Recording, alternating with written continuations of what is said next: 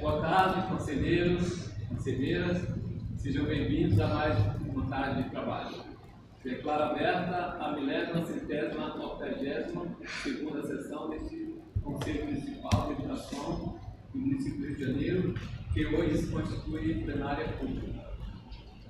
Concedo a fala aos conselheiros para pedir votos, não podendo ultrapassar o limite de 2 minutos. A Secretaria Executiva, Conceição, orientará as inscrições. Algum conselheiro deseja fazer sua inscrição para fins de voto? Não tivemos inscrições. Dando prosseguimento aos trabalhos, permite a apreciação dos conselheiros, a minuta da ata de 1981, a votação será realizada por meio de chamada nominal. Solicito que os conselheiros se manifestem expressando suas declarações de voto. Aprovo, rejeito ou me abstenho. Peço que a secretária Conceição faça a chamada nominal. Wilman Costa. Aprovo. Ana César. Aprovo. Luiz Otávio. Aprovo. Maria de Lourdes. Aprovo. Maria de Nazaré. Aqueles pareceres todos eu tive presente, que eu faltei. Não, só a ata. Só a ata. Mas semana passada eu não vim. Então, Se abstém, né? Marisa Moreira. Aprovo. Rafael. Não estava presente, né, Zé Carlos? Então se abstém também, né? Nome. Thaísa. Aprovo. Aprovado. aprovado.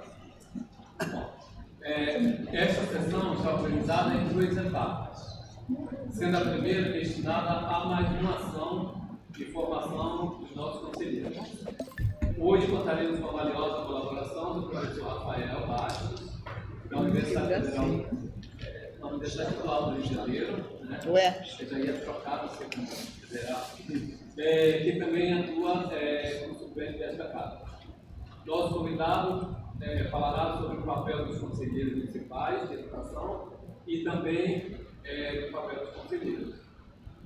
Depois da segunda etapa, examinaremos pareceres que têm como relatoras as conselheiras Marisa Moreira, Ana César e Maria de Lourdes.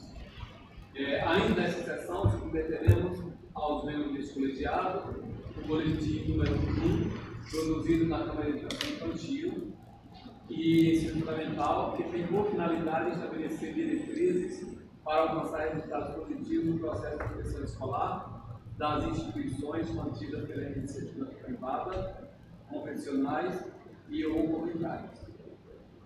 Sendo assim, né, dando início aos trabalhos, passo a palavra ao conselheiro Rafael Bastos para dar início à sua palestra. Após sua fala, a palavra ficará disponível para os conselheiros que queiram fazer as considerações. Então, a palavra do senhor Rafael. Boa tarde, pessoal. Um prazer imenso poder dialogar, né, com esse corpo aqui sobre essa atividade que faz parte do objeto que eu desenvolvo já há alguns anos, né?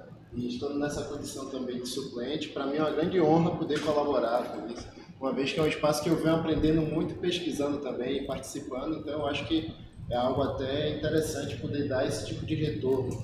E eu acho que faz parte desse compromisso acadêmico também que a gente desenvolve lá na UERJ. O título, né, eu vou procurar ser bem breve, são 11 slides, eu acho que dá para a gente ser objetivo e fazer um diálogo. O título da conferência que eu preparei é esse: Participação Política, Controle Social e Políticas Educacionais. E aí, no decorrer, eu vou explicando. Deixa eu só falar com a banda. Eu acho que se apertar os 3 pontinhos ali, apresenta como slide, fica maior. Ali à direita. Está dando erro. Tá dando erro, né? Ficou um pouco maior. Tá ótimo. Aí sobe lá. Isso, pronto. Então, eu sou professor da Faculdade de Educação da UERJ e também da Faculdade de Formação de Professores, que fica lá em São Gonçalo. E faço parte do programa de pós-graduação em Políticas Públicas e Formação Humana, um programa que é interdisciplinar. Então, seguindo, né, o foco desse objeto são processos de participação política eu analiso também políticas educacionais e as dimensões disso, as mediações da política educacional em espaços de controle social. Por isso que, antes mesmo de eu me tornar suplente, eu vinha acompanhando aqui o CMR Rio. Até então, minha análise, né, contempla um foco, um recorte de tempo, especialmente desde 2018 até aqui. Mas antes também teve um movimento que me levou a chegar a esse desenho. Eu vou explicar brevemente, né? E vai ter a ver com esses 3 municípios que eu delimito como espaços de análise. São eles aqui o Rio, São Gonçalo e Petrópolis. São 3 cidades que eu já trabalhei e eu trabalho hoje, né? O Rio, na Faculdade de Educação lá na UERJ, São Gonçalo, como eu já falei, que é a FFP, e Petrópolis, que eu tive uma experiência de alguns anos trabalhando lá na Universidade Católica de Petrópolis. Então é sempre uma característica minha e também que eu tento levar para a equipe de bolsistas que ficam sob minha coordenação, né, que pesquisa no âmbito da política, a forma que a gente mais aprende é com algum grau de participação, de engajamento. Então, além só de manter o distanciamento analítico, mas a gente procura também estar lá participando, porque é assim que, dentro do acúmulo teórico e prático também, que a gente vem desenvolvendo, é assim que a gente mais aprende, de fato no processo, né? Forjando-se no fogo. Então, antes, né, de chegar a esse recorte em 2018, no ano de 2016, eu começo a investigar com mais veemência os processos de participação política. E aí, quando eu estava desenvolvendo esse objeto, eis que no final do ano tem em vários lugares do país, mas aqui no estado do Rio de Janeiro, né, alguns processos de ocupações de escolas. Acho que aqui a gente está com um conjunto de professores, né, devem ter visto de algum modo isso, apesar do grande ápice ter sido nas escolas de ensino médio. Então eu já vinha analisando esses processos diversos de participação política, seja por meio da mais ampla concepção de gestão democrática, que vai envolver até os conselhos, quanto graus de participação direta, como foi aquele processo de participação de escola, de ocupação de escola. Devido ao ineditismo, eu fui aprofundar o olhar, indo a campo, entrevistando algumas pessoas, e aí eis que eu circulei também em várias cidades do Rio de Janeiro, né, para poder entender da Baixada, aqui no Rio, em várias áreas daqui do Rio, Petrópolis também, para entender esses processos nesses diversos lugares. E o desfecho dessas ocupações culminou exatamente com uma elaboração na Assembleia Legislativa do Rio de Janeiro em uma lei de seleção de diretores. Então, nesse momento foi muito forte a concepção de que um tipo de movimentação política, tendo a pauta educacional como pano de fundo, na ocasião reivindicava-se a melhoria das escolas, tinha um movimento nacional contra o novo ensino médio, a BNCC, mas localmente aqui no estado do Rio de Janeiro, isso acaba culminando em uma resposta política do poder legislativo aprovando uma lei de seleção de diretores. A gente teorizou sobre isso, formulou artigos, e aí a gente então compreende a necessidade de captar também então essa mediação, de processos mais diretos de participação política e também como isso pode ser pensado dentro de espaços legislativos. Então a gente começa a ampliar esse olhar teórico, pegando então as cidades que ali a gente transitava, né? Que são essas que eu já comentei. Então, especialmente a partir do ano de 2018, com projetos de iniciação científica, juntando equipes de bolsistas, então a gente começa a desenhar mais o foco, pegando exatamente essas dimensões. Como a política educacional se articula com processos de participação política e como espaços legislativos produzem, então, políticas. E como a gente tem um princípio exatamente da participação como uma forma de melhor entender essas políticas, e participação no legislativo ia envolver, por exemplo, voto, tal, que não é o foco, né? Então, a gente entende que os espaços de controle social, por contemplar a sociedade civil, poderia ser um local especial onde a gente ia melhor entender toda essa dinâmica da política, desde a participação da sociedade civil em espaços mais micro de representação, até espaços maiores como uma Câmara Municipal e entendendo então como é que a política educacional é desenhada nessa configuração, né? Então, é esse objeto que a gente articula.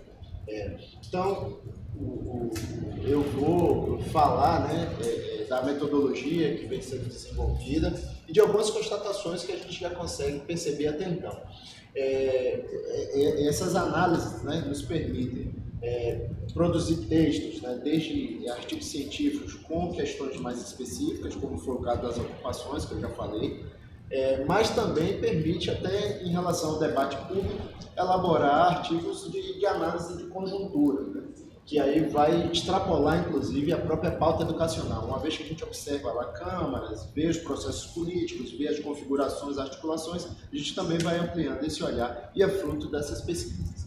Bem, durante dois momentos específicos, aí eu, em especial, tive a oportunidade, então, de acompanhar conselhos de controle social do Fundeb, até para entender mais, além do próprio, porque tem dinâmicas específicas, como é o processo dentro do Conselho Municipal de Educação e os conselhos do Fundeb. Então, por falta de fôlego e por N motivos, a gente acabou não seguindo tanto essas investigações em relação ao Fundeb, mas foram experiências que geraram também uma ampliação de olhar. Então, especialmente no conselho, né, do CACS Fundeb de Petrópolis, a gente observou durante alguns meses e vimos que não íamos ter perna, a gente focou no Conselho Municipal de lá. E no Conselho de São Gonçalo, onde eu cheguei a ser conselheiro do Fundeb lá de São Gonçalo, indicado pelo Conselho Municipal de Educação da cidade de São Gonçalo, que eu pude ocupar esse cargo também lá, né, do CME São Gonçalo. Então, acho que pode seguir, por favor, mano. A metodologia desenvolvida, então, de pesquisa documental, analisando os documentos produzidos nas câmaras, nos conselhos também. Por documento, a gente extrapola a concepção só de documento escrito, mas o material produzido de uma forma mais geral, que envolve toda a dimensão cultural, também é entendido como documento. Então, a gente também analisa, em algumas sessões específicas, quando a pauta educacional é mais latente, a gente observa também sessões via ou YouTube ou quando a gente consegue também presencialmente nesses espaços, nas câmaras, né? Então, o que configura uma certa dimensão também etnográfica das pesquisas, de poder acompanhar, ainda que não tão sistematicamente quanto a gente gostaria, precisaríamos de uma equipe maior, mas envolve algum grau de acompanhamento. E a própria observação participante, que é algo que no Conselho Municipal aqui do Rio também eu acabo fazendo, né? Além de entrevistas em relação a algumas situações específicas, alguns atores também relevantes, a gente acaba aprofundando por meio desse caminho metodológico. Também, o próximo, por favor. Então, o referencial teórico mobilizado, né, é o materialismo histórico dialético, é esse método que permite a gente fazer bem esse trânsito entre questões mais gerais da política, do Estado, da democracia, de rumos da política e pegar a mediação disso com as particularidades também de realidade de cada conselho, com objetos mais específicos, verificando contradições envolvidas nesse bojo de questões e, particularmente, um autor que é muito privilegiado por nós é o grego, né? Nikos Poulantzas, que já tem 45 anos que ele não está aqui, mas a sua obra é muito fundamental, muito atual ainda, que permite a gente entender com muito vigor a contemporaneidade da política. Então, eu acho que esse é o autor principal que a gente acaba se dedicando e sistematicamente estudando. Aliás, inclusive, aproveito para fazer um jabá aqui, né? Na terça que vem vai ter um seminário sobre Poulantzas. Eu estou ajudando na organização, vou fazer uma conferência também, então acho que é uma chance para quem tiver interesse, entender um pouco mais do pensamento desse autor. Vai ser lá na UERJ, depois eu posso repassar melhor o cardzinho. Então, o próximo, né? Eu trago agora, pensando mais no tema, né, que me foi solicitado mais diretamente, que falasse um pouco dos conselhos de educação, então eu trago aqui alguns aspectos históricos para não começar então de paraquedas, né? Bem, o Brasil já desenvolve experiências conselhistas desde o Império, como a gente pode pensar no Conselho do Estado, né? Onde tinha uma Constituição de 1824, um país cheio de contradições já, com um poder muito centralizador, ligado à figura do imperador, né? Até então Dom Pedro I, mas que depois Dom Pedro II também mantém essa tônica, e isso acaba, essa característica de uma certa centralização política, com um certo grau de autocracia e autoritarismo, marca muito nossa trajetória política. Isso só vai ser modificado de fato após a Constituição de 88, e aí a gente pode verificar os paradoxos do nosso país também, onde em 1824 a gente era um império, a gente vira um país independente em 1822, o único país das Américas que vira um país independente, não republicano, mas vira um império, mas é um império que tem uma Constituição. E essa Constituição não contempla alguns aspectos das contradições que já tínhamos até então naquele período, como a questão da escravidão, não é citada. E era a principal base econômica do país. Então isso marca muito um viés nosso de uma tensão entre participação da parte fundamental da sociedade, da parte que gerava o motor econômico do país na época, e um grande disparate entre o lugar dessa população e os postos de representação, de comando e de capacidade de decisão. Então, ainda que dentro desse extremo tão contraditório, o Brasil previa, via Constituição, espaços de representação, como um espaço legislativo, um espaço do executivo, judiciário, mas tinha também a ideia do poder moderador, que era destinado exatamente ao imperador, que centralizava decisões. E ele tinha a prerrogativa também de manejar o próprio Conselho de Estado, que seriam aquelas pessoas que iriam, de certo modo, dar uns conselhos ao imperador na sua tomada de decisão, as pessoas próximas. Eu já fiz esse exercício analítico de analisar várias atas desse Conselho de Estado. É muito legal assim, ver a questão do vocabulário usado na ocasião, como tinha todo um cuidado de, quando tinha divergência, né, de manifestar algum grau de ruído em relação à figura do imperador. Precisava de muitos poréns, assim, olha, senhor imperador, de repente não pensa aqui e tal, isso pode não ser bem assim, né? Então isso também caracteriza um pouco nossa cultura política dentro desse nosso processo da primeira experiência constitucional. Então, onde já tinha uma perspectiva de ter algum tipo de conselho, né? Conselho de Estado. Agora, a própria concepção, então, a gente tem uma característica de fato no Brasil e que a gente ainda enfrenta até hoje com molduras distintas, mas de um país que ainda tem um viés autocrático em algumas dimensões, uma participação política, já ampliamos bastante, mas quando a gente pensa no conjunto maior da população ainda é baixa, com percentuais grandes nas últimas eleições, isso é algo que eu venho analisando também, no patamar de acima de 25% de abstenção, então uma forma de deixar de participar também politicamente, no que é o maior espaço da democracia, que é a eleição, em um país que ainda marca um pouco dessa característica patrimonialista no exercício da política, né, de fazer a política mais olhando para si do que dentro de uma visão republicana. Então, uma duração ainda de elementos que a gente vê hoje, que perduram nos dias atuais, não vendo nada que tem a ver com a dimensão histórica, por isso que eu trago isso aqui. Agora, antes de passar para o próximo slide, uma própria definição importante que me parece válida, que é trazer a ideia do controle social, que é tão fundamental para esse exercício do que a gente faz aqui, que é esse empoderamento da sociedade nessa forma de contribuir com a elaboração de políticas. É um exercício de controle social.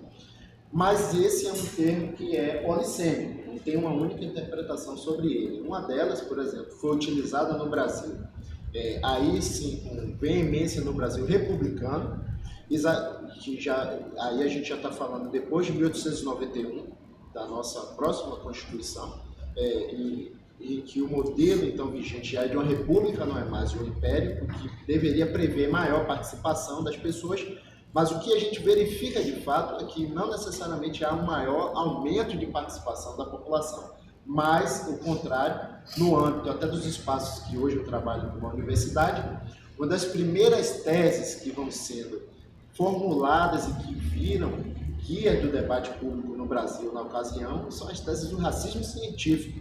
Então, o conceito de controle social era vigente aí também, com outra conotação, uma conotação de eugenia.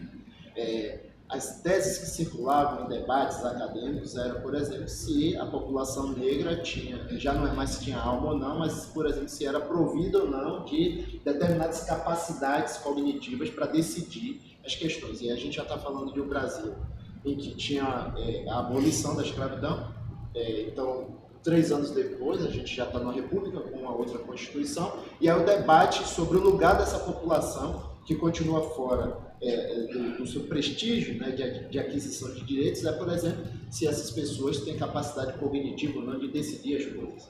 Então, isso ainda vai marcar a nossa trajetória republicana, onde na velha república não chegava a 10% o patamar de pessoas que votavam, quanto mais pessoas que participavam de espaços como esse de conselho de controle social. O debate que acontecia com mais vigor sobre algum tipo de controle social era mais fortemente marcado por ideias racializadas, seja de perseguição da população preta com suas culturas, ou através de debates até mesmo científicos, acadêmicos. E não eram ideias que estavam só no Brasil, vinham de fora, vinham da Europa também. Então, esse era um debate forte do início do século XX. E aí, bem, como eu mencionei, né, gradativamente a gente vai lidando com essas contradições. Após 1945, o Brasil vê uma ampliação dos processos de representação, de mais democracia. Depois tem 21 anos de interrupção do processo democrático, mas é somente após a Constituição de 88, que está no outro slide, né, e que a gente, enfim, vai ter uma modificação do cenário no Brasil e onde os conselhos começam a atuar com muita força. Bem, aqui eu trouxe de propósito essa foto, que está no portal gov.br, né? Lá embaixo, no canto eu acho perspectiva fotográfica o maior barato, né? Lá embaixo, mas no canto direito superior. Quem está ali é Ulisses Guimarães, né? Com a mesa diretora, que anunciava a promulgação da Constituição de 88, em outubro de 88, né? Ulisses, com aquele discurso entusiasmado dele, foi peça fundamental no nosso processo constituinte, para sair essa Constituição. E ele já tinha ali, foi uma constituinte muito marcada pela ideia da eleição de 89, onde o Ulisses tinha já a ideia, aí é a característica da gente também de autocracia, né? A visão republicana de redemocratização, mas ele também tinha ideia de engatar a Constituinte como carro-chefe para ele ser candidato, e foi candidato em 89, mas mesmo a figura como Ulisses, que esteve à frente do que era o principal pacto de disputa do Brasil na época, que era o plenário, né, da Câmara dos Deputados com a Constituinte, nem assim foi suficiente para a figura como Ulisses ser o candidato que sequer foi para o segundo turno. Então o Brasil é esse país desses paradoxos, né? Eu acho que essa Constituição, ou essa foto é legal, simboliza essa conferência, porque mostra uma perspectiva exatamente aqui, de cima para baixo, mas onde a ênfase maior do enquadramento da Câmara está na população que está assistindo a sessão em Brasília, né? Embaixo, ali no anel de baixo, estão os deputados, e ali no fundo está a mesa com o Ulisses anunciando a promulgação desse gesto que ficou marcado. Então, penso eu que a nossa cultura política, a gente, baseado na literatura, né, a gente ainda está nesse caminho, dessa união de forças, dessa conexão entre sociedade civil, descentralização de decisão e o andamento republicano do nosso país. Então, o palco da redemocratização foi esse cenário grande que provoca no Brasil o que até então não acontecia, que era uma ampla cultura de participação política, de pressão, de forma de fazer pressão para as tomadas de decisões, né? Para além só de cúpulas, ao ponto de acontecer uma mudança e um fenômeno no nosso país, denominado aqui pelo Eduardo Gomes, não denominado por ele não, mas denominado pela literatura da época, mas ele aqui sistematiza nessa dissertação que ele faz em 2003, onde ele analisa processos de controle social, especialmente com um olhar voltado para o SUS no município de São Paulo, de Santo André, mas ele faz um resgate muito interessante sobre o fenômeno que tinha acontecido no Brasil nos anos 90, pós a Constituição, de ampliação dos conselhos de participação de uma forma e controle social de uma forma geral. Ao ponto de, já no ano de 1998, quer dizer, 10 anos depois da Constituição promulgada, 99% dos municípios do país já tinham conselhos dos mais diversos, da educação, de saúde, sendo que os de saúde eram protagonistas em muitas dimensões. E aí tem a ver com outra característica também nossa. Já no processo constituinte, a saúde estava mais bem organizada para pensar uma estrutura de um sistema, ao ponto que gerou um SUS. E enquanto que já casado com a Constituição, já tinham feito várias conferências, né, da sociedade civil sobre a criação de um sistema de saúde. Enquanto que a gente hoje no Brasil ainda está discutindo em 2024 a criação do Sistema Nacional de Educação. E a falta de um sistema pesou muito, por exemplo, na pandemia, e eu vou falar um pouco sobre a pandemia aqui logo. Hoje o Brasil é um país que tem quase 5.570 municípios, e a gente tem uma peculiaridade desafiadora, porque dentro dos entes federativos, os municípios também são entes federativos com suas leis orgânicas. Isso é muito desafiador, porque são 5.500, quase 5.570, alguns números vão dizer 5.570, o dado do IBGE que eu vi de 2023 crava 1.568. É um desafio pensar, por exemplo, decisão educacional num município como o Rio de Janeiro, com nossas características, e um município do norte do país, que é outro país, é outra nação, com outra cultura, com outras características da biodiversidade, ou no sul do país também. Então, e a gente vai lidando com esses desafios. Bem, dentro desse processo, os conselhos de educação, de uma forma mais geral, vão se mudando com esse caráter definido no relatório do Proconselho, e aí essa passagem eu tiro desse relatório de 2005, que vai designar que, apesar de cada conselho ter seus estatutos próprios, regimentos específicos, de município para município vai variar bastante, mas de uma forma geral, os conselhos têm essas características de terem um caráter normativo, consultivo, deliberativo, propositivo, mobilizador e promover um controle social. E aí eu destacaria o papel do Proconselho, que foram vários cursos que aconteceram a partir da chegada de um governo que passa a priorizar mais, isso aí através também, isso vai se desdobrar em diversas conferências de várias áreas, né? De um governo que passa a priorizar, por exemplo, mais participação e, mais do que isso, lidar com um problema que já era percebido, a necessidade de formação dessas pessoas. E aí cria-se o Proconselho, né, que seria uma possibilidade de formar conselheiros por meio de parcerias com a universidade, verificando, né, dimensões do direito à educação, para ampliar esse processo. Mas que quando a gente analisa a produção sobre o Proconselho, analisa relatórios, a gente continua percebendo uma outra questão, que eu acho que para mim é uma das constatações principais da análise política que eu consigo captar desenvolvendo esses discursos. O processo político é muito mais do que só uma formação formal, envolve engajamento. Uma pessoa com dimensão política se faz no processo, não é só sentado no banco estudando, apesar de estudar ser fundamental. Então o Proconselho, no meu entendimento, também cai nesse gargalo, de que forma as pessoas, ampliam diversas dimensões, são pessoas que vão lidar com estudos sobre a LDB, Constituição, mas uma pessoa que ocupa um espaço no Conselho precisa também de movimento político, de ação política. E isso não é garantido por simplesmente com curso. Apesar de cursos como esse promoverem ampliação de redes, você conhece pessoas, amplia a dimensão de entendimento de outras cidades, também tem um papel importante, mas é uma contradição que é superada e se depara com outra. Bem, então, algumas constatações que vão sendo feitas ao longo desse processo, né?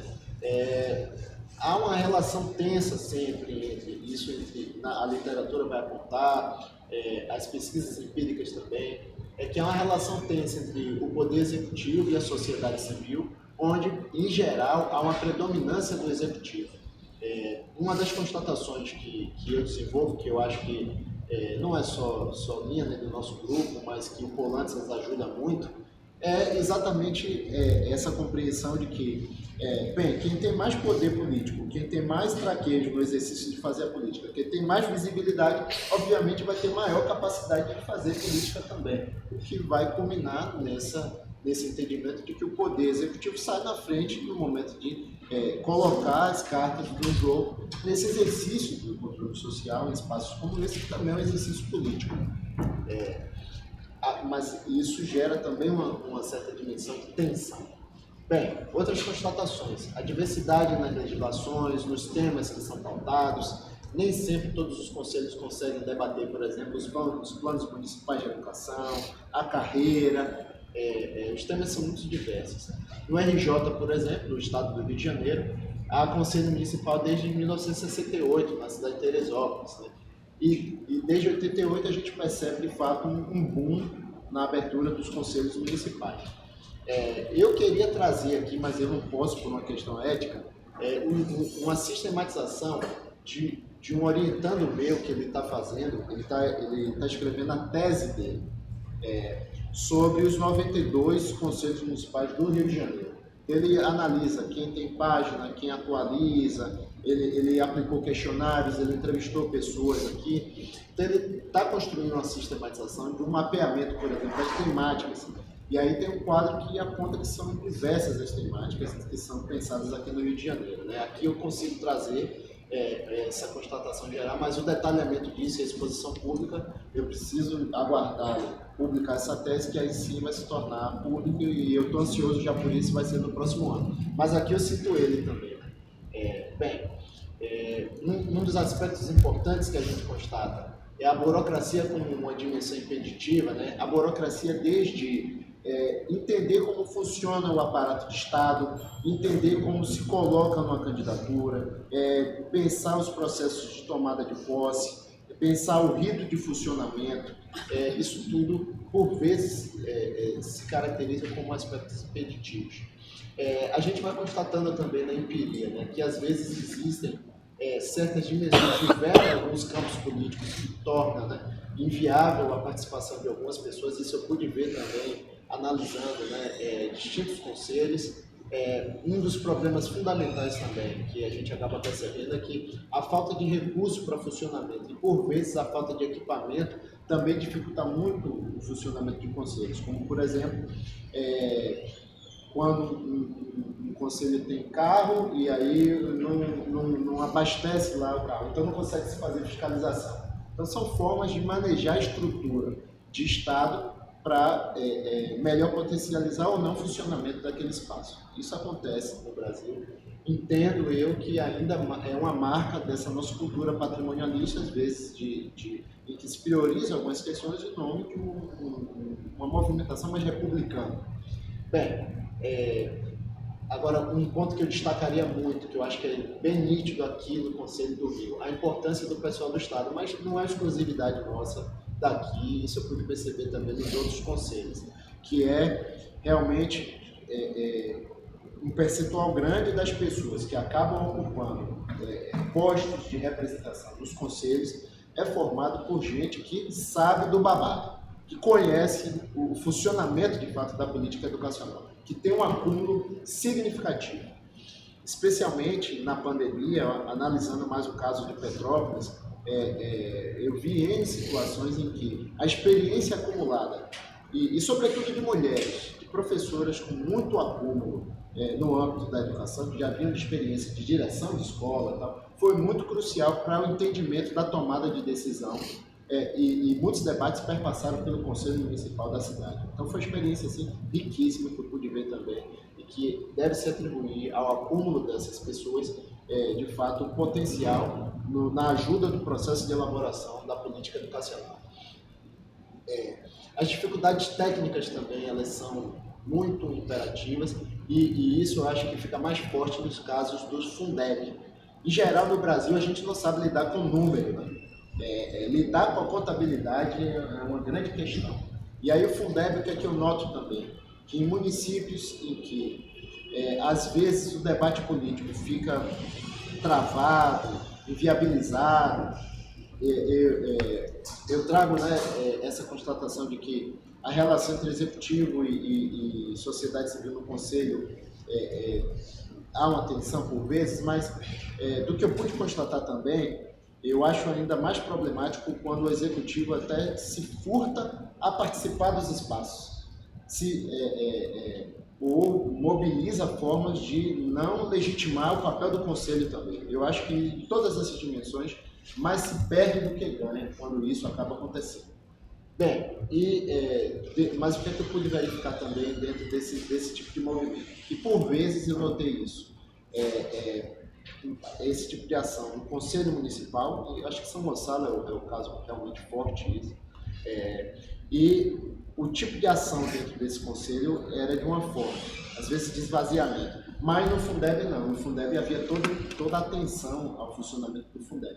E um dos motivos principais é que se não aprova relatório do Fundeb e tal, não tem verba para o município. Então, de novo, o peso do dinheiro num Estado que, como o Polantzas vai caracterizar, é um Estado de tipo capitalista, onde o dinheiro tem uma centralidade fundamental. Então, no funcionamento dos conselhos, a gente observa o desdobramento disso também. Bem, então, seguindo, então, algumas fontes de referência, né, que a gente acaba lendo, algumas só... O Donaldo. O Donaldo é uma grande referência, que eu pude conviver com o Donaldo antes dele aposentar na UERJ, né? Donaldo, a Maria Celi, que hoje ela está no Conselho Estadual, a Luciana Gonçalves Teixeira, aqui é orientando, né, o Wesley Damasio Siqueira, né? Daqui a pouco tem dado dele aí para ser publicado, pessoal, é uma tese com muita potência. Bem, aí trazendo um pouco mais ali foram dos municípios, né, um pouco do que eu pude constatar. E aqui alguns dados que a nossa equipe de iniciação científica e a gente sistematizou isso durante a pandemia. A gente fez um movimento, né, como tudo virou online, a gente pensou, bem, bora fazer um caminho aí e olhar como é que tá. Não dá para olhar 5 mil e tantos municípios? Então a gente foi olhar como é que estavam os estados, como é que os conselhos estaduais estavam fazendo suas reuniões. E aí a gente chegou a esse número de que, olha, mais da metade dos conselhos até 2020, né, ainda não tinham canal no YouTube, mas 31% tinham e 16% que tinham vídeos regulares das suas reuniões publicadas no YouTube. Eu lembro que na ocasião eu fui fazendo uma investigação mais forte, tá? E não chegava a 5 o número não, eram uns 3 conselhos só no Brasil, que antes da pandemia tinham um canal no YouTube, que já davam visibilidade às suas atividades. Então, de certo modo, a pandemia mudou, ainda que de uma forma, né, não completa, mas mudou um pouco essa cultura do lugar do conselho em relação ao debate público.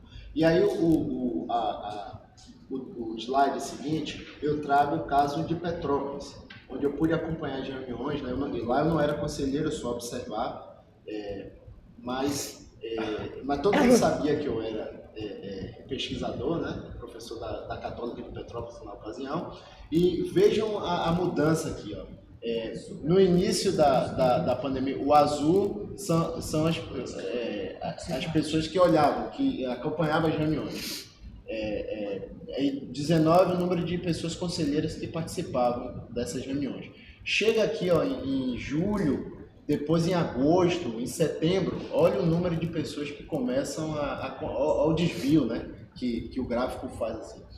O que eu pude perceber é que a sigla é COMED, né, o Conselho Municipal de Educação de Petrópolis, foi um palco importante de debate e costura de políticas em relação aos temas da pandemia, desde pensar a distribuição dos materiais didáticos, a também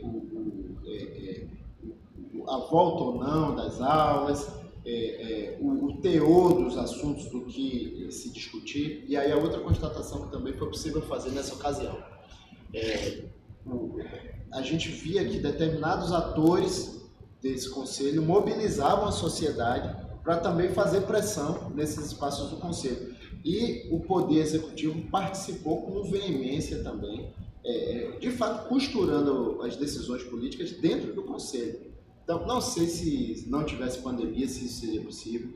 teve uma peculiaridade também em Petrópolis, que foi, nessa ocasião, o prefeito que assumiu era interino, porque o prefeito que tinha sido eleito ainda estava sob júdice, não pôde tomar posse. Então foi um prefeito que era o presidente da Câmara, foi eleito, tomou posse e já virou prefeito. Então também como forma de costura política, ele ampliou processos de participação, pelo menos na educação. A leitura que eu faço disso, quase 4 anos depois, eu escrevi um artigo falando sobre isso, um artigo de debate público, né? Fechando essa análise, né? Foi que essa experiência do prefeito até então foi bem sucedida, porque essa experiência como um todo, porque ele foi eleito, acabou que o prefeito que tomou posse aqui depois não foi reeleito, e quem ganhou a eleição foi o prefeito interino dessa época. Então, de novo, né, a política é feita por várias, assim, muitas variáveis que devem ser levadas em consideração para entender depois o resultado do desdobramento político disso. Então, acho que é algo a se considerar que a gente acaba constatando. Então, continuando, né, um pouco do olhar teórico sobre o que a gente vai percebendo, que o Estado, ele de fato tem essa característica então, de condensar forças, exatamente pela sua maior capacidade de fazer política. O Estado, como o Polantzas vai ponderar, é a estrutura da política. De fato, quando a gente pensa, né, na capacidade de decisão, de mobilização de forças da sociedade, acaba com uma vereança tem mais dinâmica então, do que os conselhos em si. Os conselhos acabam tendo essa característica mais molecular. Então, ou seja, o Estado ele acaba condensando mais esses processos de decisão política e às vezes acaba que em alguns momentos se aproxima mais dos espaços de controle social e outros se distanciam a depender da conjuntura. Acaba que as elites políticas vão tendo ainda um papel importante, até mesmo em espaços de controle social, ou seja, elites políticas no sentido de pessoas que conseguem se dedicar mais tempo à política. Então, quanto mais se dedica, maior know-how, maior destreza, então mais capacidade também de aglutinar força e de propor pautas, inclusive. A gente vai vendo um pouco das relações de força, das disputas de hegemonia, como a política também produz uma dimensão de autonomia, que o Polantzas vai destacar que espaços como o Conselho, ele não usa o termo Conselho, mas as instituições de Estado têm o seu lugar de autonomia política também, onde as decisões elas são tomadas a partir de uma síntese de um conjunto de relações de força. Não necessariamente a partir só da vontade de uma pessoa, de um único núcleo político. A democracia é um processo, é sempre incompleto, há que sempre se aprimorar. A política exige esse exercício dessa dimensão prática. As instituições têm uma importância fundamental, acho que pós-Constituição demonstram isso, acho que os conselhos demonstram isso no Brasil. Também nesse período da pandemia, onde houve uma grande dificuldade do MEC e por falta de um Sistema Nacional de Educação, de coordenar a política educacional no país até então.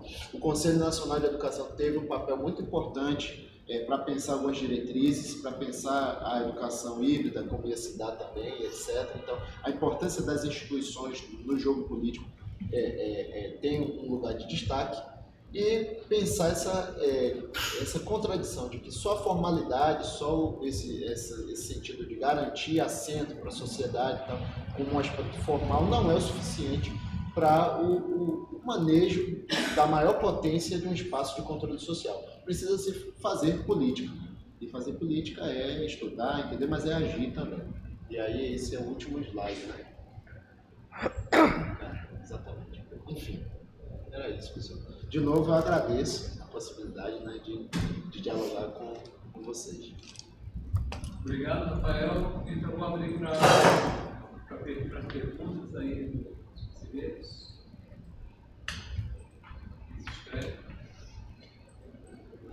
Olha só, não é especificamente, nem pedi, né? Como sempre. Não é especificamente dos conselhos, mas eu acho que muitos movimentos, né? A gente que não é tão jovem, Lundinha pode me ajudar. Se a gente tivesse, se as coisas, né? E tivessem continuidade, eu acho que a gente estaria num estágio muito mais avançado quando você fala em democratização da gestão da educação. E eu que vivi nessa rede quase que minha vida toda, a gente lembra do PDT. O PDT, ele criou dentro da rede a questão a gente não falava eleição de diretores, que era considerado inconstitucional, não era isso, Lurdinha? A gente falava processo sucessório. Mas aquele momento, né, da escolha do diretor de escola foi iniciativa do PDT. E junto com isso veio a questão do Conselho Escola-Comunidade. E naquela época, ele realmente, aí Conceição pode até, o secão da Rojane, em que a gente discutia, quer dizer, todos, era professor, professora, aluno, funcionário, diretor de escola, né? Então, ela criou até o secão, que a gente colocava os diferentes segmentos da comunidade escolar para discutir as questões especificamente da escola, mas aquilo se desdobrava quando você fala a predominância do Poder Executivo. Houve movimentos interessantes que poderiam, até hoje, terem avançado muito, e as coisas se perdem. Eu acho que esse é o grande desafio da educação. As coisas, os bons exemplos hoje, ou as coisas que deram resultado, elas acabam morrendo, desaparecendo. E naquela época, eu me lembro que até as associações de moradores tinham um papel muito importante dentro dos conselhos, embora a gente soubesse que as associações de moradores muitas vezes tinham problemas lá, como existe até hoje a questão, e a gente conseguia lidar com aquilo, né? Quer dizer, se a gente tivesse, né, uma continuidade nesses movimentos, né, de democratização da gestão da escola, principalmente, a gente estaria muito mais lá na frente. Isso é que me deixa, muitas vezes, triste, sabe? Paralisou. E era um trabalho maravilhoso. Como ele se envolvia, a gente fazia aqueles encontros imensos. E as pessoas, a questão da participação, o aluno, muitas vezes, né, ele dizia coisas para a gente tão profundas que levava o professor, o funcionário também dizia coisas tão sérias, sabe? No grupo, que a gente fica triste dessas coisas ao longo do tempo terem se perdido. Então, a democratização da gestão da educação, a gente teve movimentos muito interessantes dentro da cidade do Rio de Janeiro e que, infelizmente, se perderam. Tá? Era isso só que eu queria colocar. Rafael, eu queria fazer uma pergunta ao Rafael. Tá. Na ordem de inscrição, Luiz Otávio, Marisa Doreira. Ok? Professor Rafa, eu queria primeiro te parabenizar por se dedicar a estudar um tema que eu acho que é importante, né, do ponto de vista do sistema de ensino no Brasil, ou seja, do sistema federal.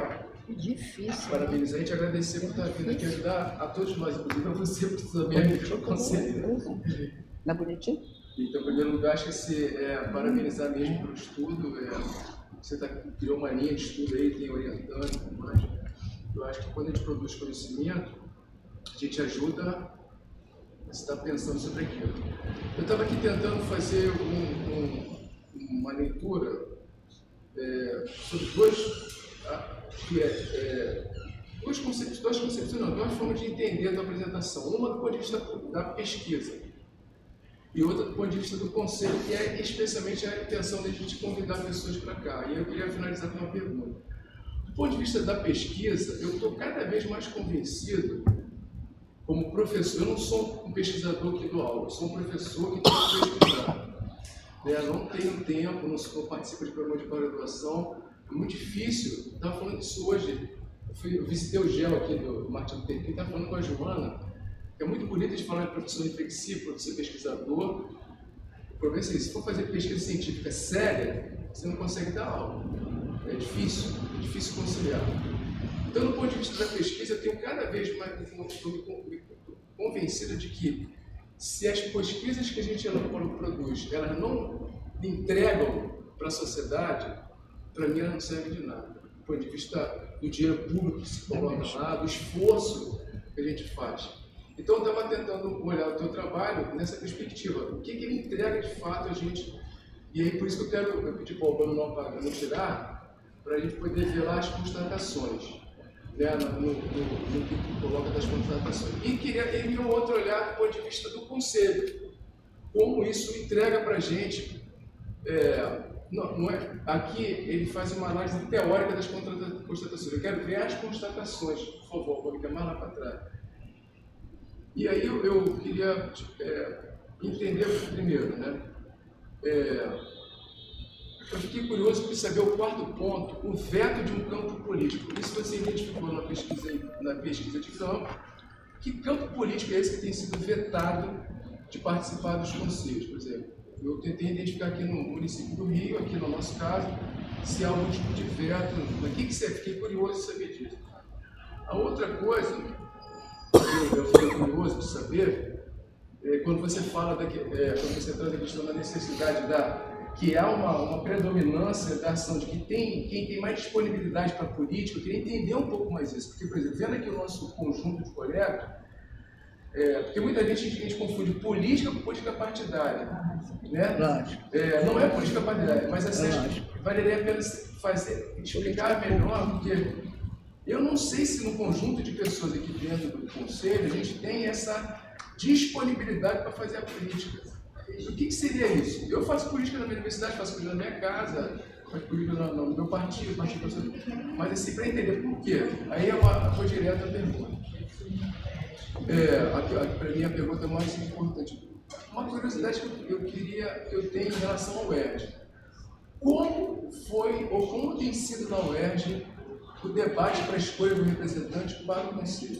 Porque se o conselho ele é tão importante, do ponto de vista como um órgão de acompanhamento, de decisão, e a UERJ, não é que a UERJ tem um assento, as faculdades de educação têm assento no conselho, como tem sido esse processo dentro da UERJ? E, inclusive, tem um estudioso sobre o conselho municipal, atualmente você, não é mais o teu nome, é você. Como tem sido isso na UERJ?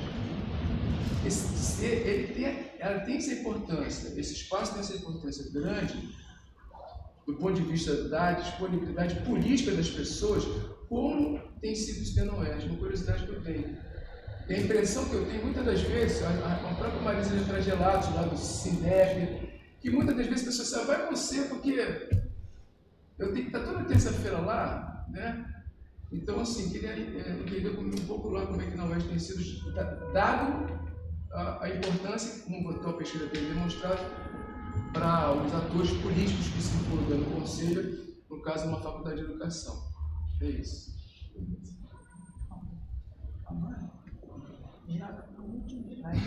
O Rafael, nós temos mais 2 inscritos. A professora Marisa e o professor Will. Você prefere ouvir as 4 perguntas e depois responder? Acho que sim. Marisa. Ouvindo o relato da Nazaré, e diz que a vida toda dela, nessa parte da educação, e tudo isso que ela trouxe, corroborado pelo Lourdinha, quer dizer, são pessoas que assistiram isso, também um pouco do Luiz, e você termina formalidade versus política de fato. Eu me aposentei no município, minha vida foi sempre no campo, e hoje eu sou da escola particular, privada, né, tia? Desculpe, ela me ensinou e eu às vezes vou da privada. E eu, ao acompanhar nesses 20 anos de conselho, eu pergunto a você, e essa pergunta dentro da Faculdade de Educação, você não acha, os seus estudos me diriam que existe mais política na educação do que política de educação? Porque se a gente sabe qual é a política de educação, a gente tem um compromisso com uma postura. Agora, quando a gente vê que em vários, ainda mais conselhos, eu não estou dizendo só daqui não, porque quando eu participo de reuniões de conselhos, muitas vezes eu vejo pessoas que ali vão para fazer uma política na educação. E aí se perde, como a Nazaré está dizendo, que o SEC era brilhante, que não sei o que era brilhante, mas por que não continuou? Porque entram outras cabeças tentando fazer políticas que têm interesse, uma política na educação, e aí se perde a política de educação. E ele pergunta, já desde a universidade, como essa escolha que você participa, eu acho que vai ser fundamental, porque eu preciso entender. Tá? Vou falar, eu nunca falo, mas achei muito interessante. Quero parabenizar a sua pesquisa, é muito interessante, concordo com tudo que o Luiz falou e vou passar a pergunta dele também, né, porque a gente vê aqui na prática, quando eu falo de formação de conselheiro, eu fiquei pensando, porque tudo vai na lei orgânica, isso muda, e você trabalha com isso, essa formação lá. E aí eu vou à nossa pergunta do Luiz. A UERJ está no conselho aqui, e qual é o critério de escolha para enviar o conselho? Porque nos sindicatos eu sei, né? Mas nós temos aqui uma universidade, né? Que às vezes eu confundo a universidade com o sindicato aqui, né? Isso fica muito nítido. Aí eu queria saber, até outras universidades devem pesquisar, participarem do conselho, qual é essa postura? Como é que ela vai na educação ou vai na política ante o poder? E queria uma outra coisa que você falou, que eu estava muito presente em 2016 na ocupação de escola, né? Eu fiquei, por um acaso, eu tinha até aquele livro que eu escrevi aqui e falo isso, né? E eu falo porque eu não estava pesquisando, eu estava vivendo isso. E aí eu fiquei muito decepcionado com...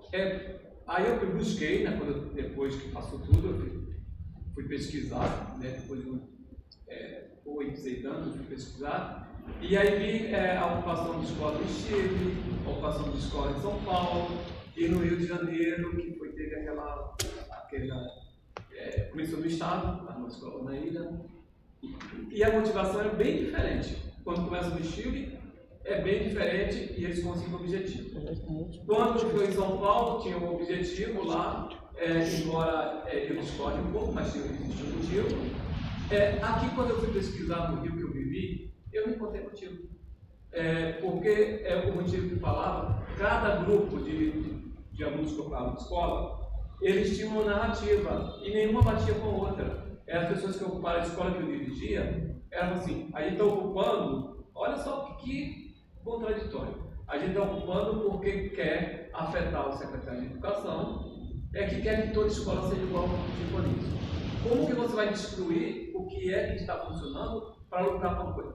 Eu achei isso assim um absurdo, né? E aí eu vejo mais isso como uma política de destruição, né? Uma política de destruição da educação, e conseguiram o que queriam, porque quando saíram da ocupação de escola, se perdeu muito, e eu posso comprovar isso aqui no livro, e eu posso não escrever tudo, porque eu não queria meter muito na política, mas eu percebi muita destruição. E outra coisa que eu queria falar sobre, que eu passei muito por conselhos, né? Estou aqui há 4 anos nesse conselho dirigindo, né? Porque é o conselho municipal do Rio, que eu acho assim muito participativo, organizado, a gente tem documento, a gente produz, tem no YouTube, a gente tem todas essas coisas aí que você falou. Espero que esteja na sua pesquisa o Conselho do Rio. Ainda estou organizando. Leva tempo. O que eu queria falar é sobre as pessoas usam. Cada conselho tem regra, você falou aí. Só que eu vejo muito quando vai no conselho, tudo aí não é por dinheiro, não, é de poder. Eu vejo muito isso na secretaria, quando eu vejo lá os conselhos. Poder, todo mundo quer um poder que às vezes o poder está atrelado ao dinheiro, mas às vezes não está. É só uma questão poder de falar assim, poder, né? não, eu vou poder. inviabilizar as regras da Secretaria de Educação para eles que não é respeitado, mas a gente tem que saber que ele existe. Aí vira um negócio doido, né? Aí eu não entendo muito essa questão de... Não é o dinheiro, é o poder, né? E queria também, mais uma vez, para terminar, reforçar a fala. Como é que é a universidade? Então, você vai responder. Mas não sei se você sabe das outras, como é que elas escolhem um representante para poder imprimir a educação dentro de você? São essas 5, né? Tá. Indo do início, né, Nazaré? Eu concordo contigo que a questão da falta de continuidade é um dos principais problemas que nós temos. O debate exatamente sobre o Sistema Nacional de Educação perpassa por isso. O que a gente vê um novo mandato que elege praticamente coloca abaixo tudo que foi feito. Exato. Aí, de novo, né? O olhar comparado, na perspectiva comparada, né? Aqui eu falo dos 3 municípios. Mas a gente vai estudando, acumulando, a gente olha outros países também. E aí quando a gente olha experiências como Coreia do Sul, Finlândia, que são países que partiram às vezes de um patamar semelhante ao que nós estamos hoje, né, ao que nós estávamos, eles conseguiram mudar a sua situação, com dinheiro, 2, valorizando os profissionais da educação, e 3, com continuidade política. Então, de fato, a educação tem essa característica que, quando a gente compara com o SUS, a gente fica em desvantagem muito por isso. Não tem um sistema organizado, não tem continuidade, e aí toda hora parece estar reinventando a roda. Né? Exatamente. É isso. Um programa novo, uma proposta nova, mas que tem a ver um pouco com isso. Aí o Luiz Otávio fala do que a pesquisa entrega. Né? Eu acho que, de fato, isso é um compromisso de quando a gente vira servidor público e vira um pesquisador, exatamente de entregar para a sociedade. Né? Eu acho que essa é a ideia. Entrega reflexão científica em forma de texto, mas eu acho que em forma também de conversa, de participação nos espaços. Né? E aí, em termos de resultado, então a gente vem publicando alguns artigos à medida que vai organizando os dados, e penso eu que também a gente tenta fazer sempre essa contribuição com o debate público, pensar o grau de compromisso com essa dimensão republicana também, então um pouco do teor das respostas. Aí você fala do veto a um campo político, né, que é algo que a gente apresenta como uma constatação. Acho que o caso de São Gonçalo é um dos exemplos mais fundamentais dentro dessa comparação com os 3 municípios que eu pude constatar. Ao longo desse mandato, né, tanto do Legislativo quanto do Executivo que vigora, o que eu pude perceber, isso está escrito, isso eu trouxe em forma de análise. Aqui eu tentei ser sucinto, pessoal. Mas o que eu pude perceber lá era que exatamente o campo educacional, por meio da sociedade civil, era o campo mais bem organizado politicamente, que fez algum grau de crítica organizada, crítica política organizada, contra o poder até então vigente. E aí o que a gente pôde perceber em termos de desdobramento foi possibilidades de veto político a esse campo, que perpassou desde não prioridade da atuação no Conselho Municipal, o CACS Fundeb tinha um grande peso, mas também de desdobramento disso em termos, inclusive, de possibilidade de trabalho. Houve a modificação na estrutura do plano de carreira, o que vai acabar culminando também nessa descontinuidade, que vai mais na frente culminar em falta de professores em sala de aula. Então, a gente tenta captar esses movimentos para produzir também os dados, né, produzir pesquisa. Então, sintetizando isso tudo, eu acho que há, então, um movimento de veto a um campo político que não necessariamente foi o campo que mais corroborou com uma certa plataforma política. Então, ampliando mais... Você está dizendo, não é um veto de participação no conselho, a gente está falando de conselho. É um veto do poder público de, não, esse assento que é do sindicato CEP não vai participar. Mas isso eu vi também. Vi em nome da burocracia. E essa é uma das constatações que eu também cito aqui.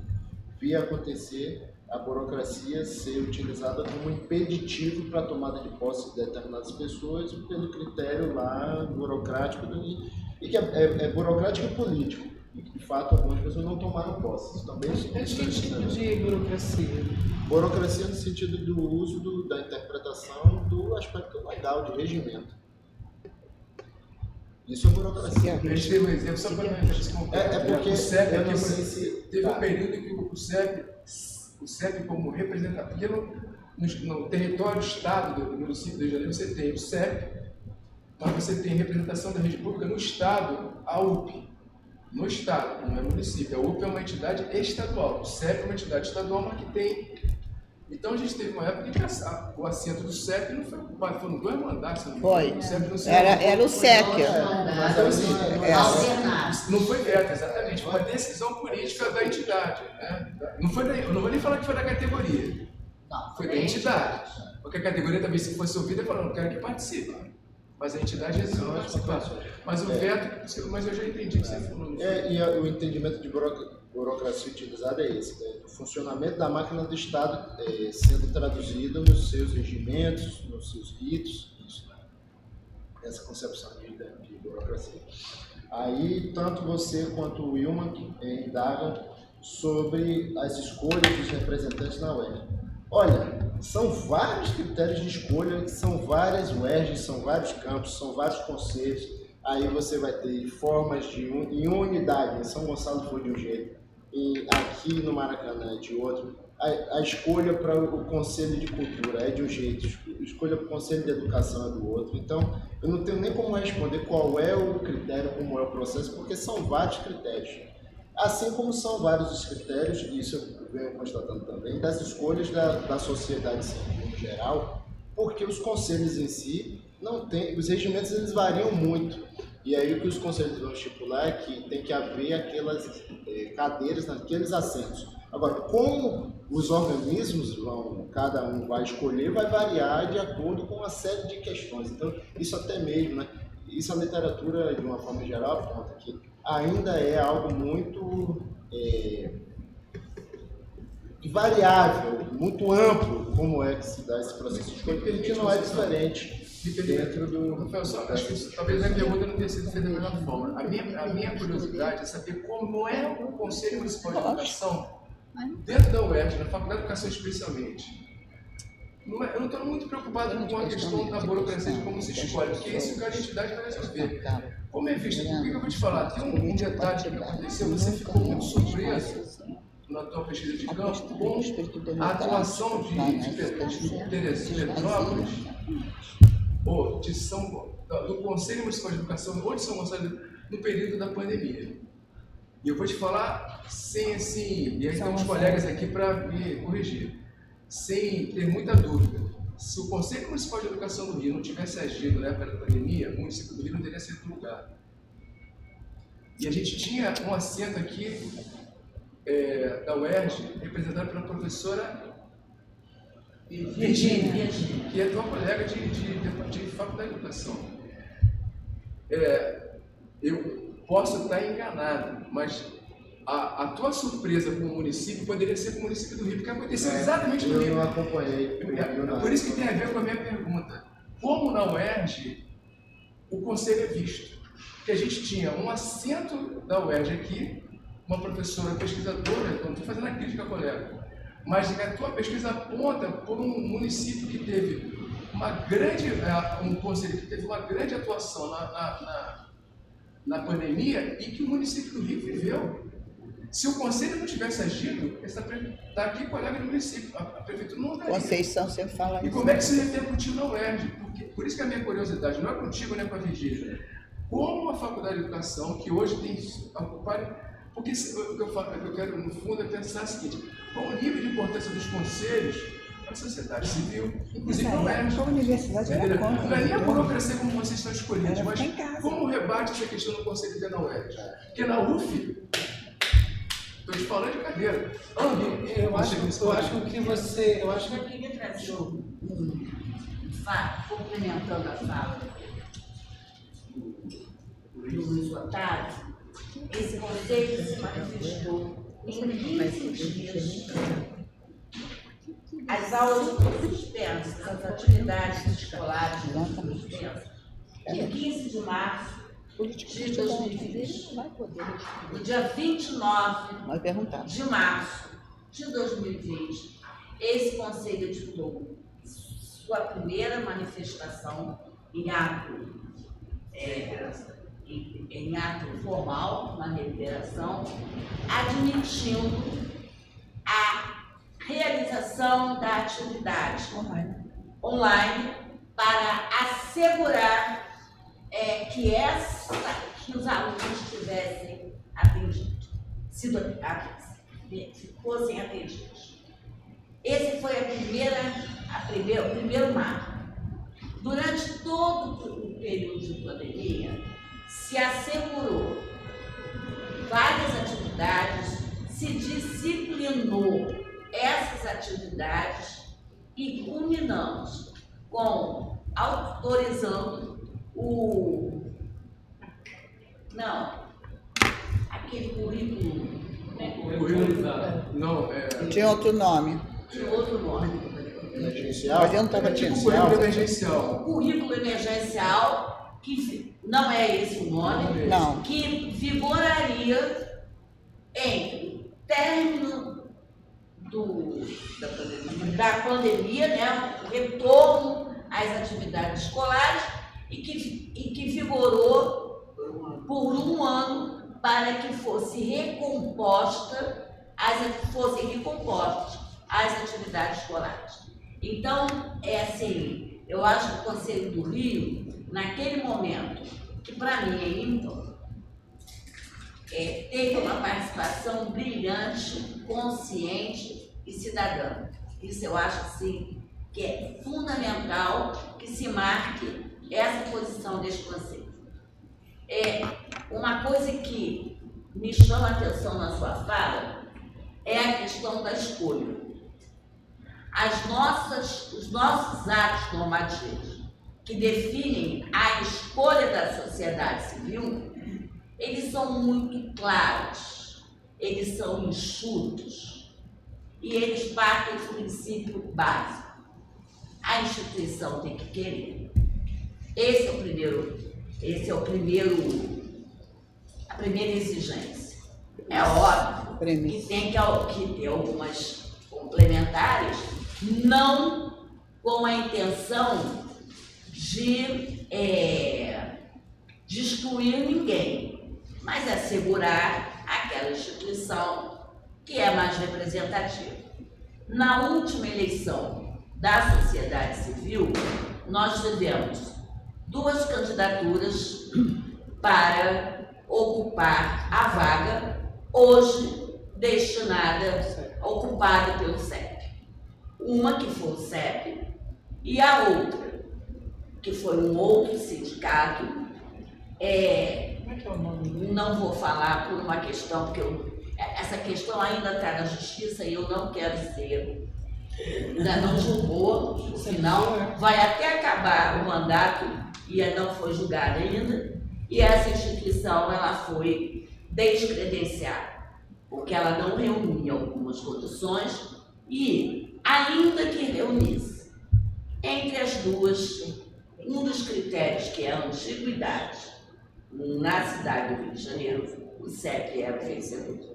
Por isso, foi sagrado vencedor e seu representante nomeado para a função. Tá? Então, eu acho que o município do Rio de Janeiro, o Conselho Municipal do Rio de Janeiro, tem normas muito claras e muito enxutas. Tá? Justamente, eu acho que, na grande maioria das vezes, o arcabouço legal é tamanho que você acaba se perdendo naquela história.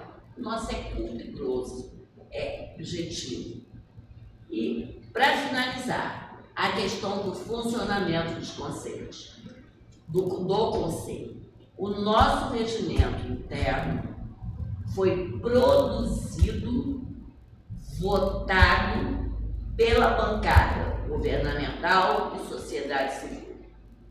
Ele foi expresso numa deliberação, numa resolução que é tão somente a formalização da presidência do Conselho endossando, mas no nosso regimento não contou com qualquer participação que não fosse os 6 membros da sociedade civil e os 6 membros governamentais. Você não vai contar um pedaço? Você como bom conselheiro, primeira conselheira? Isso é folclórico. Foi a UNCM, né? Realizou uma atividade no Rio de Janeiro e nós sediamos. E eu fiquei encarregada de mobilizar os conselhos da região metropolitana. E à época eu contei para as pessoas que eu tive o privilégio de dar notícia a alguns conselheiros de outros municípios que eles eram os conselheiros. Ficou tão indignado. Eu falei, seu nome é fundamental? Sim, então o senhor é o conselheiro. Muito bem. Aqui o do Rio eu fui acompanhando mais depois. E do Rio eu também vendo esse movimento da pandemia, que foi, eu acho que começa a ter canal no YouTube em 2021 ou 2022, né? E foi também já no desfecho final. E aí depois eu começo a acompanhar aqui. Então tem alguns debates anteriores que eu não pude ver de fato. Só para resgatar, esse conselho não deixou de se reunir nem uma única semana durante toda a pandemia. Estávamos todos juntos, sociedade civil e governo, alinhados para enfrentar aquele momento que era novo para todos. Não tínhamos canal do YouTube, não, mas tínhamos as representações que faz parte das suas funções divulgar as decisões para os seus pares nas instituições que representam. Muito bem. Eu acho que aqui é um lugar muito organizado e é uma das coisas que eu acho que tem que se destacar. Além do que me chama a atenção é dessa capacidade do corpo técnico, né, que eu já enfatizei aqui também. São pessoas que conhecem a rede, conhecem muito, né? Então eu acho que isso também faz toda a diferença. Bem, aí a Marisa fala se existe mais política na educação e de educação. Acho que de todas as formas, né? Política é muito polissêmica, muito variada. Acho que acaba acontecendo manifestações de diversas formas e que conversa um pouco com o que o Wilman aponta e que, aí puxando para encerrar minha contribuição, né? É que também as coisas se misturam. Às vezes a disputa por poder, a disputa por priorizar determinada pauta, ou o que está mais em evidência, vai variar muito de acordo com a conjuntura. Então, por isso que eu tento trazer para, quando eu venho tentando mobilizar empiria, as constatações, né, específicas, com o olhar analítico-teórico, né, tentando entender toda essa gama e esse dinamismo que é a política. Vai acontecer de tudo quanto é forma, que dialoga com o que você traz também. Aí também eu acho que dialoga com outros aspectos que o Wilman falou, e especialmente eu acompanhei também os casos de São Paulo e Chile. Chile, no caso, eu até estive lá, eu acompanhei um tanto quanto que de perto, né? E também eu acho que tem bastante distinções. O que a gente vê de como começa a manifestação dos estudantes do Rio e como termina em São Paulo. Da mesma forma, São Paulo também tinha uma parte específica, que foi sobre a questão da reorganização escolar, que tinha a ver muito com a conjuntura da ocasião. E o Chile já vinha de um acúmulo de alguns processos de estudantes desde 2006, e que eles, inclusive, inspiraram muitos estudantes de São Paulo. Né? Então, tem a ver, de novo, política, esse processo um pouco misturado, né? Que os chilenos inspiram estudantes no Brasil, 10 anos depois, com suas pautas específicas, que vai culminar em processos distintos depois. No Chile, de novo, é a mesma mediação que eu fiz, de estudar movimentações políticas com a participação e como isso vira representação e institucionalidade. Lá, o que eu pude acompanhar foi um momento final de caminhada para a Constituinte chilena, que foi feito por muitos representantes que estavam na rua naquela ocasião, em 2019, foram depois eleitos constituintes. Eu entrevistei vários deles, eu pude conviver um pouco, eu fui na casa de um constituinte, inclusive, e foi uma experiência muito rica. E o constituinte foi derrotado. E foi derrotado. Isso que é muito interessante. Foi tão esquerda que ela foi derrotada. Política é essa coisa paradoxal, né? Parecia que o Chile vinha de um movimento que ia culminar e desfecho, mas não foi. Aí depois teve uma outra que não foi de esquerda, foi mais à direita e também não passou. Então é o que eu categorizo como Polanza, da autonomia da política. No final, o que vai acontecer depende de uma série de fatores, de correlação de força, do movimento daquela expressão política, daquela ocasião. Quem imaginar que 4 anos depois um cargo interino em Petrópolis ia culminar na eleição do prefeito com alto grau de aprovação eleitoral agora em outubro. Por isso que é tão fascinante estudar a política. Né? Bem, eu acho que com isso eu encerro. Mas eu queria falar ainda uma... Olha só, quando o Will tomou a questão do Ocupa Escola, eu vou contar para você algo que eu vi como professora, porque eu faço questão de ser professora a minha vida inteira. Eu moro em frente ao Pedro II do Humaitá. Naquele momento do Ocupa Escola, saíram uns 4 alunos de dentro do Pedro II, porque eles estavam lá dentro, eles dormiam lá dentro do Pedro II. Eles saíram, e embaixo do meu prédio tem um botequim. Eles saíram de lá, foram no botequim, sentaram no chão e ficaram bebendo. Eu fiquei pensando assim, meu Deus do céu, não tem um professor, olha que coisa séria que eu estou dizendo, um professor que visse isso, nem o diretor da escola, você que foi diretor de escola, para ver esses 2 adolescentes, 4 adolescentes, eram casais, sentados ali bebendo, quer dizer, até que ponto a gente estudou tanto e a gente não aprendeu nada? Qual é a essência da educação? Como é que aí vem a questão que eu falei para você da descontinuidade. Por quê? É uma questão que virou, porque é política partidária. Ou é política educacional, ou é política partidária. E a política partidária, quando interessa, tudo que o anterior fez é jogado por terra. Aquilo ali me impactou tanto que até hoje eu lembro e me choca porque eu sou professora. Aí eu lembro, né? E cada vez mais passa por quê? Pelo espírito democrático. Hoje em dia, meu irmão foi preso durante a ditadura. Não estou falando que eu não vivi. Eu vivi na minha casa, meu irmão foi preso. Ficou mais de 6 meses preso. Eu não vi o radicalismo que eu vejo hoje em dia. Onde está o espírito democrático conquistado ao longo desses anos? Se você pensar diferente, você vira inimigo. Tem famílias que, por causa de política, não se dão. Se a gente não respeita, não tem em si a essência do que é a democracia, tudo a gente vai jogar por terra. Desculpa, mas precisava dizer isso, porque é algo que me incomoda depois de velha, aos 80 anos, que vocês já sabem, mais de 50 anos de magistério, vivi a ditadura e cada vez mais você radicaliza. E eu ouvi o Darcy Ribeiro, uma das últimas entrevistas dele na televisão, eu assisti, ninguém me contou. Logo depois, 15 dias depois, ele estava com câncer, você lembra que ele morreu? Ele já, bem ao quebrado e tudo, ele disse assim, eu estou vazio de certezas. E que a pessoa que viveu a vida inteira cheio de certezas, leia os livros dele. E uma das últimas frases do Darcy Ribeiro, estou vazio de certeza. E nós aqui estamos cheios de certeza.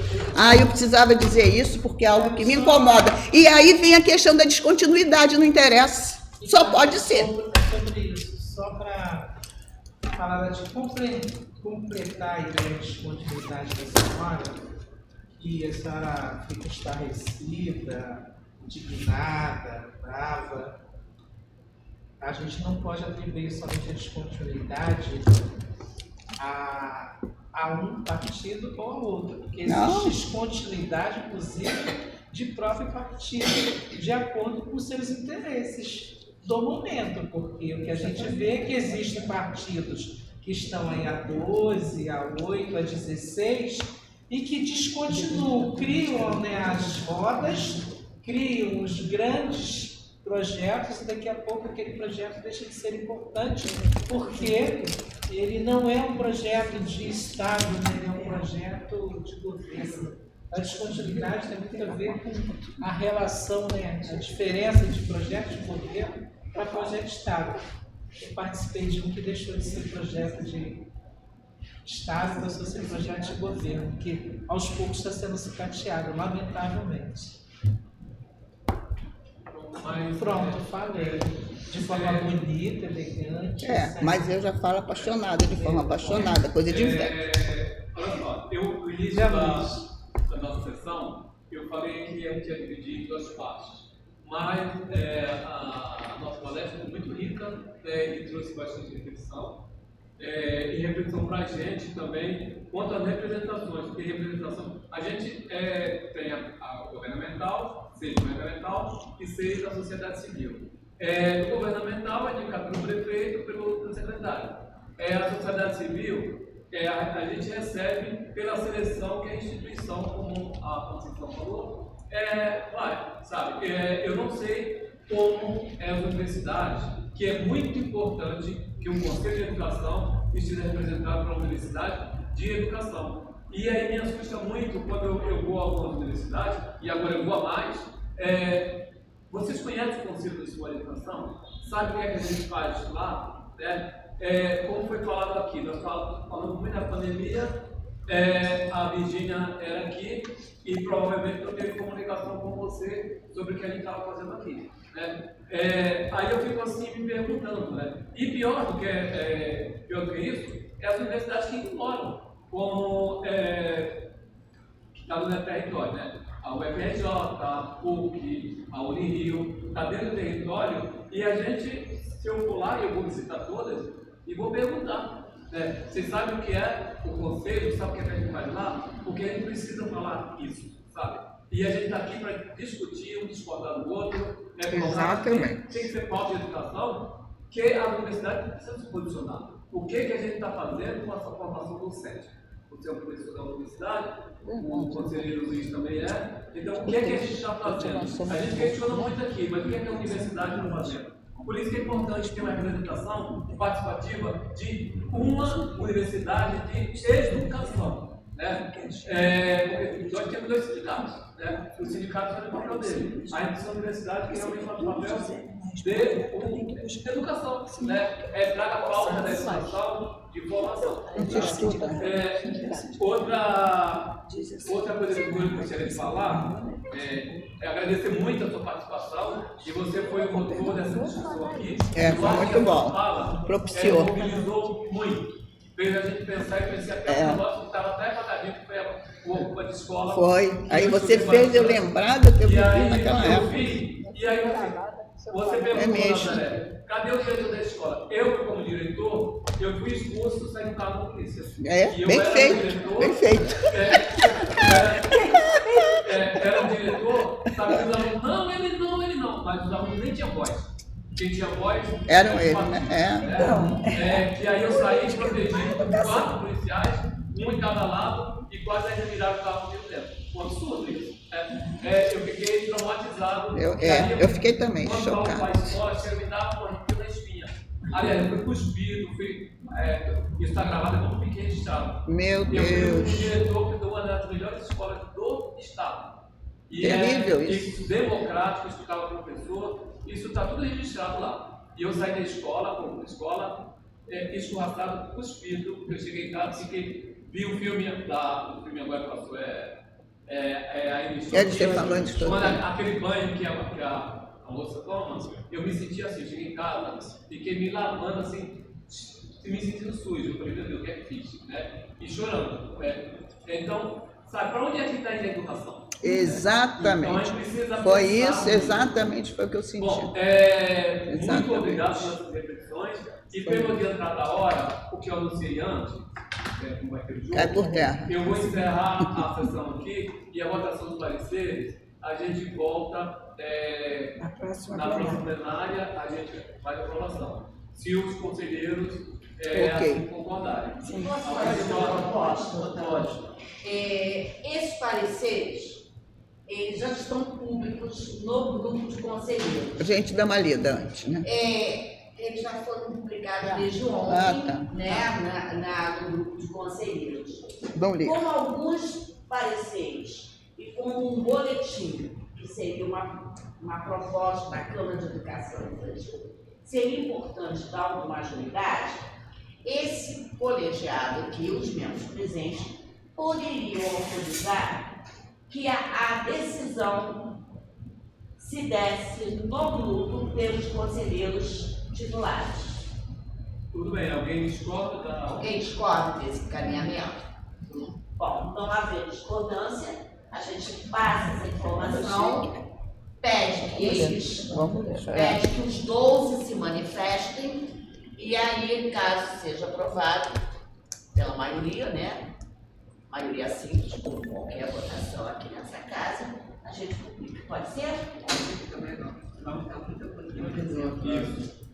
Então, agradecendo mais uma vez a presença do professor Rafael, eu não havendo mais assunto a ser tratado, né? Agradeço a presença de todos os presentes e as pessoas que nos acompanham pelo canal de YouTube, que nós temos canal de YouTube, temos Thaís aí. Eu vou encerrar a sessão. E deixa eu falar, o Rafael, um dia eu vou ser igual o Rafael. Acalme pessoa. Porque eu sou. Quem sabe, não Mas não vai ter esse sotaque Tá de gostoso.